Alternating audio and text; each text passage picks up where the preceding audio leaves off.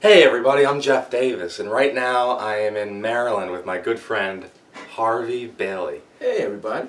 He is a relationship expert, he's a coach, he's an author or an ordained reverend, and a professional speaker. This guy is incredible, and on top of that, he is featured in the final chapter, chapter 11 of my recently published book, Reach Your Mountaintop, 10 Keys to Finding the Hidden Opportunity in Your Setbacks, flipping what you've heard on its head, and achieving legendary goals. Harvey, thank you for being here with me. Jeff, thank you, man. It's my pleasure.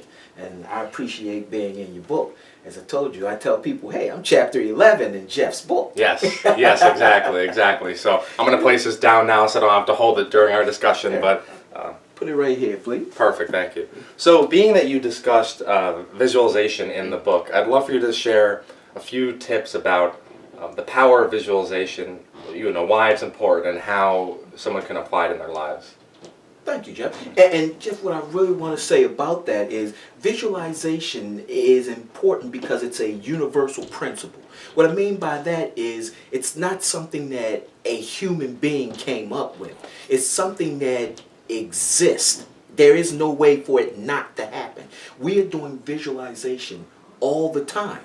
The only difference is when you consciously visualize, you are creating. You see, the mind does not know the difference between reality and imagine. So whenever the mind is focused on something, and let's be real, all day long, your mind is focused on something.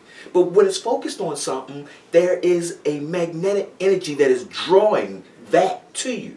So you are manifesting. You are visualizing. You're just doing it unconsciously. You are creating on accident. When you sit down and you focus your mind on a particular goal and you do it over and over and over, the more you connect with it, the faster you are bringing it into manifestation. And so that is what chapter 11 is talking about. How to go into meditation, how to visualize, how to see in your mind's eye, how to not just see but actually become a part of it, to put yourself in a particular place, in a particular scene that you want to manifest in your life. That is excellent. That's so true that when you put yourself in there and you see it clearly and you visualize, that increases the likelihood of it happening, of that event happening. You have to see it in your mind. It more than increases it. The only thing that slows it up is your belief. The more you believe in it, the faster it's going to happen.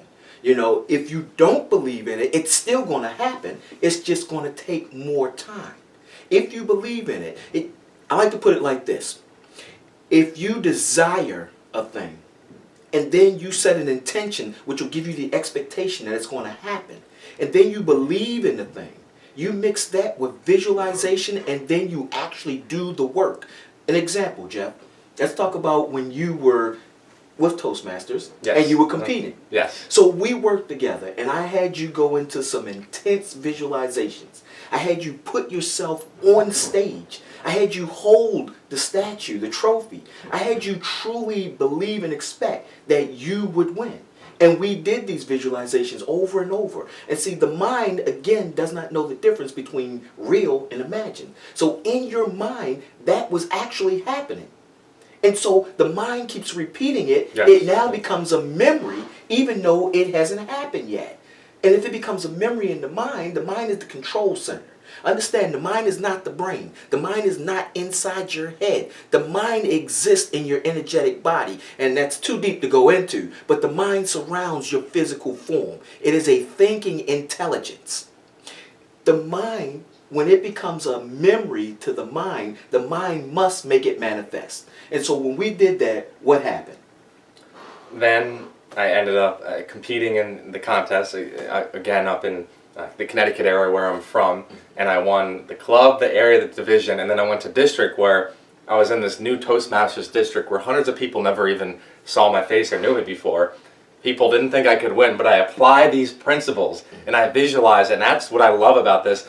It works even when other people don't necessarily believe in you. It doesn't matter. Exactly. It's creating your own prophecy. It's creating your own reality, and I won first place. I ended up going to Kuala Lumpur, Malaysia, and competed in the semifinals of the World Championship of Public Speaking, standing face to face next to right on stage, right next to the best speakers in the absolute world. And no one thought I could do it. Very few people thought I could do it, but when I visualized it, it came into reality. It comes into reality. And it works. Some people say they've tried it and it haven't worked. There's a reason why it haven't worked. If you give up, if you quit, it's not going to happen. Jeff, every single day, every human being is creating their own reality. And it happens because they visualize. If you go to work and you keep repeating the mantra, I hate my job, and you can just see that the day is going to be another bad day. In your mind is focused on all the things about your job that you hate. You are actually doing a mild form of visualization, which is making that job that much more miserable for you. So what do you think is going to happen? You're going to go in thinking, man, I hate this job. This is going to happen. This is going to happen. And all of a sudden you have a great day. They give you a raise and a promotion? No, that's not going to happen. Because what you're putting out there, that energy, that visualization that you are creating, is for it to be a bad day, another terrible day at this job that you hate, and that's what you're going to do. So it works, whether you want it to or not. The trick is, when you want something, you need to use laser-like focus to make it happen, and do it over and over and over with the expectation and the belief and the desire that it will manifest. Now, when the listener here is taking a few minutes each day, or I'm not even going to put a time limit on it, that's part of my question, when they're taking some amount of time, however small each day, to sit down, close their eyes, and visualize that outcome with sensory-rich detail, vividly picture it in the present moment, how much time should they be doing? I know you told me once a few years ago, and I remember this when I applied it for myself, we all have busy lives, and you said, Jeff, just hold it for 30 seconds. Yep. So talk a little bit more about how you don't necessarily have to be doing this the whole day, just a very tiny segment of your morning or evening or your afternoon. What are your thoughts on Absolutely. that? It is exactly like you said. Just like I told you all those years ago, 30 seconds. Yes. If you can get into it and hold it for 30 seconds. Now, here's the point, because some of you are listening and you're thinking, I've done it for 3 minutes. But did you really? You see, when the mind wanders off, then you're no longer on point. You have to stay on point. Let me give you a good example. If you go into meditation, you clear your mind, you ground yourself, and then you visualize a scene. Doesn't matter what that scene is. Let's say that you're a boxer and you're preparing for your next big fight. You see yourself in the ring. You see yourself throwing jabs. You see yourself bobbing, weaving, a couple of hooks. You're doing everything that you're supposed to do. You see yourself fighting this person, backing them into the ropes. You got to stay there. You can't see yourself throwing a couple jabs, a nice straight, a hook, and then all of a sudden you're thinking about some girl, and then you realize, oh wow, and you bring yourself back and you're in the ring again.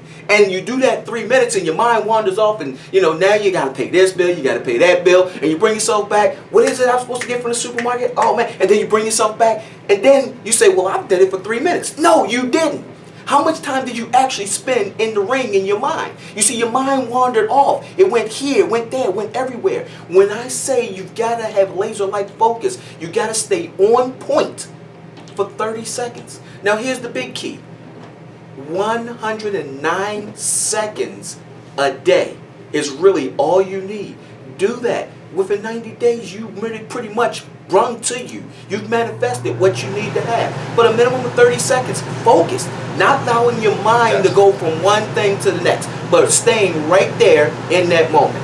So powerful, and it works. It absolutely works. My friends, I've applied this. You can tell I'm getting so excited and passionate, because it's one thing if that we were sharing something that we don't know for sure if it works, or if we haven't applied it ourselves. That's not the case. We both used it. It works.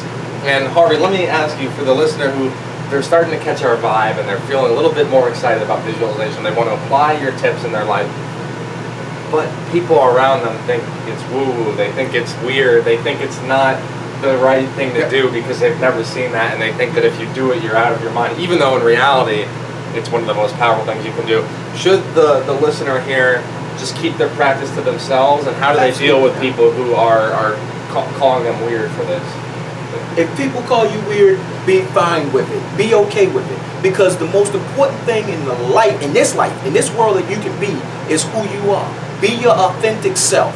Let me tell you, when I got into what's called metaphysics, and I now have a degree in metaphysics and one in divinity, but when I first got into metaphysics, there wasn't a lot of people who looked like me, okay? And so when I went back to my neighborhood, did people think I was weird? Absolutely, because people didn't talk like I did. You know, if I talked about Dr. Wayne Dyer, it's who? If I talked about Deepak Chopra, it's who? You know, so these weren't names that people knew.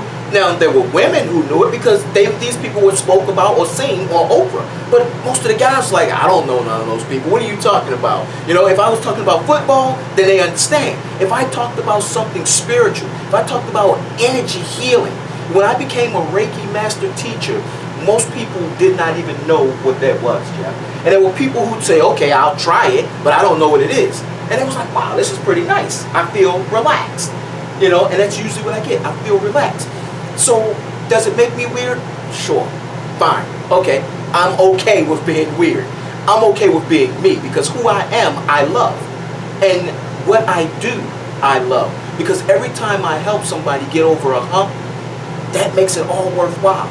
If you do this and you're keeping it to yourself, there's someone who needs to see why you're progressing. I'll give you a quick story. A friend of mine who I worked with, and she's done some work on her own and worked with other people, but she's been seeking to get over some challenges.